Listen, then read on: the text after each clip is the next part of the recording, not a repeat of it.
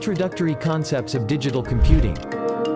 This course will enable the learners to acquire basic knowledge about digital logic and digital electronic circuits. This course lays a strong foundation to make a big move in the core subjects like digital electronics, computer organization, computer architecture, etc. It will be beneficial for undergraduate students of computer science or electronics from core as well as complementary or elective courses. The first module gives an introduction to digital computing.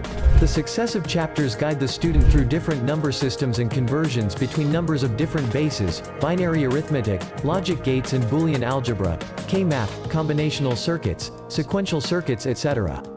This is a course of 12 weeks duration with 36 theory sessions. In each module, along with the video lectures, we have provided you with the FAQs, assignments, multiple choice questions, references and glossary. Timely submission of weekly assignments is very important. Successful completion of the end-term assessment examination will make you eligible for certification with 4 credits.